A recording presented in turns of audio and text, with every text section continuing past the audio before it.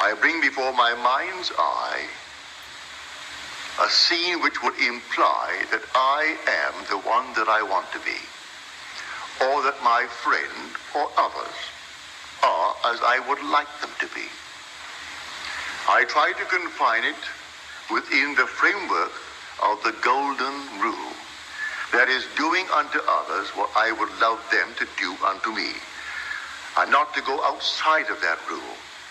It's such an easy thing to practice. Would I like the good that I ask of them? Yes. Like it for myself, or I didn't ask it for them. Bring them before your mind's eye and dare to assume that what you are seeing in your mind's eye is true. Now there is a definite technique to it.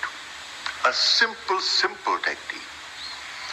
If I can share with you what I do, and it works, I bring them into my mind's eye and I work myself up into an emotional state. It's like a peculiar rhythm. I breathe in and breathe out and breathe in and breathe out, and suddenly I reach a certain point, and then one deep inhalation as though I'm setting it up in a time exposure before my own mind. I set it up, and all of a sudden I have a deep inhalation, and every pore of my being explodes. And then I do nothing beyond that. It's taking that scene and setting it up in a time exposure before the eternal event. And then I explode it, and then let life develop it. And life develops it. And then I get the call, or I get the wire, or I get a letter confirming that which I did. And I do nothing to make it so. I simply believe implicitly in Jesus Christ, but I have found him. I have found him as my own wonderful human imagination. I believe that all things are possible to him. He has ways and means that the mortal mind knows not of. So I do not care if I do not see clearly how it could possibly be. It makes no difference to me. I simply bring it to my mind's eye what I want to see it clearly, explode it, and then let it be. Now, it could be tomorrow. It could be a month. It could be even years. I am not concerned. I have done it, and that's all that matters as far as I'm concerned. Everything has its own appointed hour. See the vision? That was my vision. The vision has its own appointed hour. It ripens. It will flower. If it be long, wait. It is sure, and it will not be late. A little chicken, 21 days. A man, 9 months. A horse, 12 months. A little lamb, 5 months.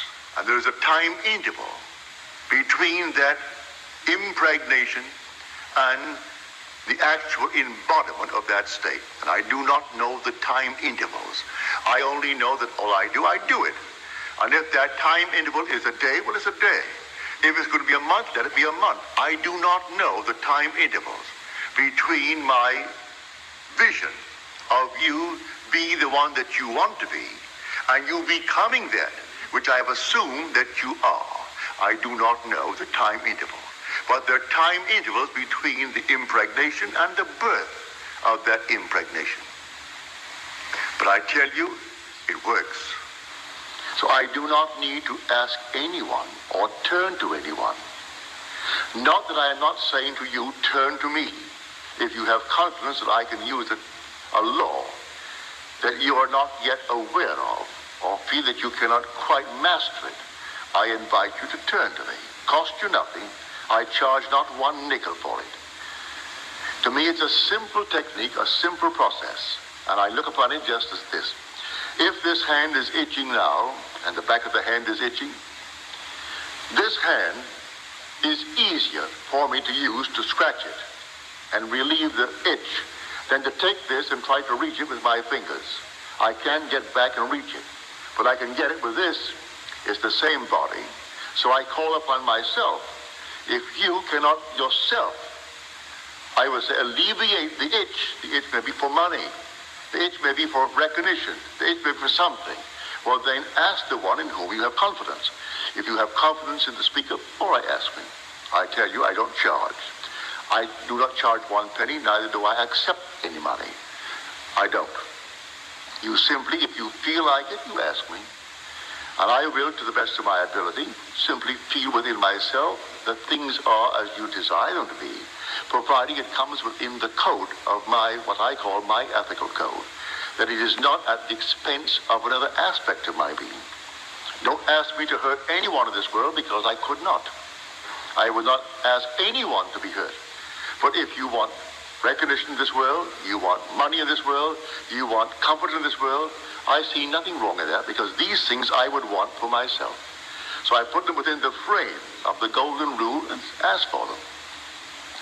It's a simple, simple technique. So let us discuss how things are brought into being. Well, how are they brought into being?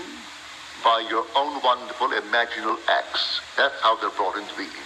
Because your imagination is God. You're imagining that is God in action. Do you know what you would love for yourself and for your loved ones in this world? Assume that you have it. And that assumption, though at the moment, is denied by your senses, denied by reason. If you persist in it, because you believe in him, it will harden into fact. And no power in the world can stop it. It can't stop it. But I can tell you the interval of time between your assumption and its hardening into fact. But I promise you from experience, it will harden into fact. But do it in love. I tell you, whenever you are in doubt, do the loving thing. And you've done the right thing. If ever in doubt, ask a very simple question. Would I like it done to me? If you can answer in the affirmative, then do it. And you cannot go wrong if you use that as your guide. Now, before we go into the silence, let me once more try to explain this simple, simple technique. You will have to practice it and use your own rhythm. You don't have to be in church to do it. You can be sitting here tonight. You can be at home listening to nice music. You can be simply relaxing with a drink. It doesn't matter what you're doing and where you are, but want to do it. Get into a lovely, quiet, relaxed frame. No so-called holy attitude. Forget that. You're holy when you're in love. God is love. So you would love it for someone else. That is all that you need. That mood. Wouldn't it be wonderful if she actually had it? If he had it? If they had it? Also, you know exactly what you want now. And then you imagine you are seeing them.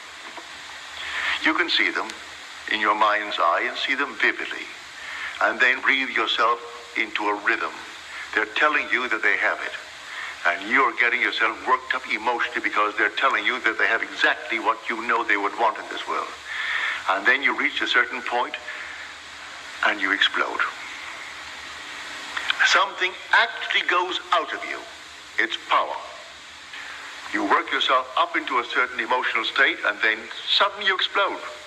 And you feel everything go out. And you cannot repeat it. There's no desire to repeat it. It was an actual psychic, sexual act. But there's no physical act. There is no evidence of any physical act. But it's the same thrill that you would were it a physical act. Work yourself right up into that state and then let it go. And do not raise one finger to make it so, any more than you would after impregnation. What can you do after pregnancy is taking place? Nothing. Leave it alone and let it take place in its own good time. Now let us go into the silence.